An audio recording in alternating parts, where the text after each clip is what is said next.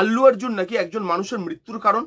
হ্যাঁ, ঠিকই শুনেছেন, সাউথের লোকরা ঠিক এই কথাটাই বলছে। কিন্তু কেন? আল্লু অর্জুনের সবেমাত্র পুষ্পা 2 রিলিজ করেছে এবং যেটা নিয়ে মানুষের মধ্যে মাতামাতি শেষ নেই, সব রেকর্ড ভাঙছে, প্রচুর বক্স অফিস কালেকশন করছে এবং আল্লু অর্জুনের প্রশংসায় মানুষ মোটামুটি এখন পঞ্চমুখ। কিন্তু তারপরেও তাকে খুনি কেন বলা হচ্ছে সেটা নিয়ে কথা বলবো এই ভিডিওতে। এবার মেন ঘটনাটা আগে আপনাদের বলে দিই। আপনারা সবাই জানেন যে 4 তারিখে সাউথে পেড প্রিভিউ চালু করা হয়েছিল, মানে পুষ্পা বা আল্লু অর্জুনের যারা ফ্যান তারা 4 তারিখে হলে আসবে, রাত্রেবেলা শো রাখা হয়েছিল, তারা 4 তারিখে পুষ্পা দেখবে এবং তারপর 5 তারিখে সব জায়গায় মুভিটা রিলিজ করবে এবং 4 তারিখে সেই মুভিটা পেড প্রিভিউতে 10 কোটি টাকা কালেকশনও করে। কিন্তু সেই পেড প্রিভিউতে একটা খুব বাজে দুর্ঘটনা হয়ে যায়।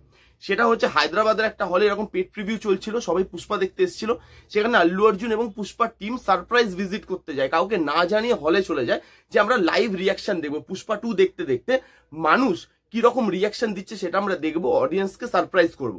এবং সেটা করতে গিয়ে আল্লু অর্জুন এবং পুষ্পার টিম সেই হলে চলে যায়। আপনারা বুঝতেই পারছেন, হল খুব বড় জায়গা নয়, সেখানে পুরো হল হাউসফুল ছিল, কারণ পুষ্পার ফার্স্ট শো চলছিল ওখানে, সেখানে লোক গিজগিজ করছিল। আল্লু অর্জুনের আসার খবর পেয়ে সেখানে দৌড়াদৌড়ি চালু হয় এবং খালি হলে বসে থাকা লোক না, বাইরের লোকজনও সেখানে আসতে শুরু করে খালি আল্লু অর্জুনকে দেখবে বলে। এবং সেখানে ওই দৌড়াদৌড়িতে একজন মহিলা এবং তার একজন বাচ্চা, তারা খুব বাজেভাবে সেখানে ইনজিওর্ড হয় এবং পরে তাদেরকে হাসপাতালে নিয়ে যাওয়া হয়। সেখানে হাসপাতালে যাওয়ার পর জানানো হয় যে বাচ্চাটি খুব বাজে অবস্থায় আছে, তার খুব বাজেভাবে চোট লেগেছে, কিন্তু বাচ্চাটির মা দুর্ভাগ্যবশত মারা গেছেন, মহিলাটি মারা গেছেন। এরপর আল্লু অর্জুন একটা পোস্ট করে এবং পোস্ট করে জানায় যে সে এই ঘটনা শুনে খুব দুঃখ পেয়েছে এবং দুঃখ পেয়ে তিনি সেই পরিবারকে বা সেই যে মানে মাটা মারা গেছেন, মহিলাটি মারা গেছেন, তার পরিবারকে 25 লাখ টাকা দেবে এবং বাচ্চাটার পরবর্তীকালে যাবতীয় খরচা আল্লু অর্জুন ওঠাবে। এবার প্রথমে বলে দিই, টাকা দিয়ে তো কারোর প্রাণ কেনা যায় না, কারোর প্রাণ আপনি টাকা দিয়ে কিনতে পারবেন না, সেটা 25 লাখ হোক কি 25 কোটি হোক। আপনি একজন সাধারণ মানুষ হন বা আপনি একজন সুপারস্টার হন, মানুষের প্রাণ কেউ কোনোদিন কিনতে পারে না, অন্তত টাকা দিয়ে। এবার ব্যাপার হচ্ছে এই যে ক্যাওসটা হলো, এই যে ঘটনাটা হলো, তাতে দোষ কার? আল্লু অর্জুনের দোষ কি সে সারপ্রাইজ ভিজিট করতে গিয়ে না জানিয়ে হলে চলে গেছে, নাকি ফ্যানদের দোষ যে আল্লু অর্জুনকে দেখবে বলে পাশে কাকে সে পায়ে মারিয়ে চলে যাচ্ছে সেটা অবধি দেখার প্রয়োজন মনে করছে না? দোষটা কার? এখানে যদি আমি বলি আপনাদের কি, যে দোষটা কিন্তু উভয় পক্ষেরই আছে, এখানে কারোর একার দোষের জন্য মহিলাটির প্রাণ যায়নি। তাহলে কি আমি খুব ভুল কথা বলবো? এখানে প্রথমে আমার মনে হয় যে হ্যাঁ, এটা আল্লু অর্জুন বা পুষ্পা টিমের দোষ অবশ্যই, কারণ আল্লু অর্জুন এটা জানতো যে সে সুপারস্টার। পুষ্পা 2 এর জন্য সবাই হা করে বসছিল, ডিলে হয়েছে, ছবিটা লোকের মধ্যে হাইপ আছে, সে যখন একটা সারপ্রাইজ ভিজিট করবে, মানে একদম প্রপার প্রোটেকশন ছাড়া, পুলিশ প্রোটেকশন ছাড়া সে না জানিয়ে কোনো জায়গায় যাবে, লোক তাকে দেখতে আসবে, এটা আল্লু অর্জুনের অজানা নয়, সে বাচ্চা নয় বা সে আজকে ফিল্ম ইন্ডাস্ট্রিতে আসেনি, সে তার স্টারডমটা জানে। সে জানে যে আমি যখন না জানিয়ে এক জায়গায় যাব, লোক যখন খবর পাবে, আর দেখুন খবর হাওয়ায় ভাসে, আপনি যতই লুকান আপনি ঠিক জেনে যাবেন, মানে অডিয়েন্স ঠিক জেনে যাবে যে আপনি আসছেন বা একটা সুপারস্টার আসছে হলে, আপনি সেটা লুকিয়ে রাখতে পারবেন না। আল্লু অর্জুন যখন হলে যায়, হল ভিজিট করতে, তখন সে আগে থেকে জানতো যে সেখানে কিন্তু কেওস হবে, তারপরেও সে প্রপার মানে পুলিশকে না জানিয়ে, পুলিশ প্রোটেকশন না নিয়ে, হলদেরকে না জানিয়ে একদম হুট করে সেখানে চলে যায় এবং সেখানে মানুষের ভিড় তারপরে সে কন্ট্রোল করতে পারেন এবং সেটা করার কথাও ছিল না, মানুষ দৌড়াদৌড়ি শুরু করে। এই জিনিসটা কিন্তু তাদের ঠিক হয়নি এবং তারপরে 25 লাখ টাকা, আমি কি 25 লাখ টাকা দিয়ে সত্যি একটা মানুষের জীবন কিনতে পারি? আজকে যে বাচ্চাটা তার মাকে হারালো, আল্লু অর্জুন কি পারবে সেই মাটাকে ফিরিয়ে দিতে বাচ্চাটার কাছে? কোনোদিনও পারবে না এবং সেই জিনিসটা টাকা দিয়ে কোনোদিন ঢাকা যায় না। এবং এই যে আল্লু অর্জুন না বলে হলে চলে গেছে ওই ভিড়ের মধ্যে, এবং তারপরে হলে থাকা লোকজন, বাইরের লোকজন সবাই তাকে ঝাঁপিয়ে পড়েছে দেখার জন্য, সেই জিনিসটার কিন্তু একটা বড় দোষ আল্লু অর্জুনের, যে সে কিছু না ভেবে জাস্ট হল ভিজিট করতে, একটা মুভির হাইপটাকে আরো বেশি বাড়াতে সে জাস্ট একটা স্টান্ট করে দিয়েছে এবং সেই জিনিসটা কোনোভাবেই কাম্য নয় এত বড় একটা সুপারস্টারের জন্য।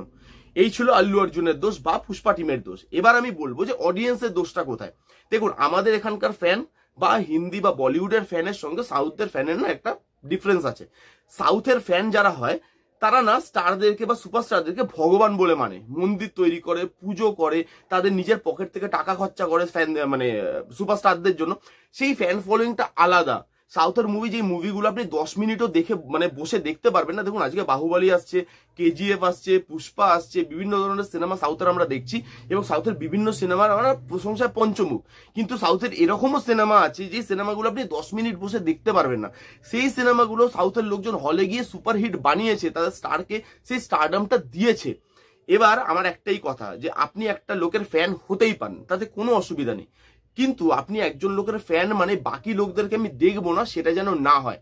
এই যে দেখবেন আপনি সাউথের সুপারস্টাররা যখন যায়, ফ্যানরা কিরকম করতে থাকে, মানে ব্যারিকেড দিয়েছে, পুলিশ ব্যারিকেড টপকে চলে আসছে, পুলিশকে মারছে, মানে স্টাররা চাইছে না, তাদের গায়ে এসে হুমড়ি খেয়ে পড়ছে, গলা মেলাচ্ছে, হাত মেলাচ্ছে। একটা আমি দেখেছিলাম যে পুষ্পার জন্য আল্লু অর্জুন কোথাও একটা গেছিল, প্রচুর লোক আল্লু অর্জুনের একটা হুট খোলা গাড়ি থেকে মাথাটা বার করেছে। সেখানে আপনি দেখবেন একজন ফ্যান, মানে ইউটিউবে আপনি পেয়ে যাবেন ভিডিওটা খুঁজলে, একজন ফ্যান গাড়ির ওপরে লাফিয়ে এসে আল্লু অর্জুনের সঙ্গে হাত মেলাচ্ছে। আল্লু অর্জুন বলছে ভাই না নাম, আমি হাত মেলাবো না, এখন নেমে যাও, এখন এরকম মানে গাড়ির ওপর উঠে তুমি এরকম করতে পারো না, তুমি আমার ফ্যান বলে। সেই ফ্যানটা সেই কাজটা করছে এবং সেখানে সেরকমই হয়। ওখানে মানে ইয়েদের জন্য, সুপারস্টারদের জন্য ফ্যানরা সুইসাইড অব্দি করেছে, এরকম অব্দি খবর এসছে। একজন সুপারস্টারের ফ্যান অন্য একজন সুপারস্টারের ফ্যানদের সাথে ঝামেলা করেছে, মারপিট করেছে, মারা অব্দি গেছে, এরকমও খবর আমরা শুনেছি। এরকম যে ফ্যান ফলোয়িং, ওখানে দেখুন ফ্যান ফলোয়িং ভালো, কিন্তু একজন ফ্যানেরও কিছু বাউন্ডারিজ আছে। সেই সুপারস্টারের গায়ের উপরে ঝাঁপিয়ে পড়া, ব্যারিকেড ভাঙা, পুলিশকে মারা, বিভিন্ন লোকজনকে আহত করা বা বিভিন্ন লোকজনের ক্ষতি করা, সেই জিনিসগুলো আমরা কিন্তু মানে ফ্যান হিসাবেও কারোর থেকে আশা করতে পারি না।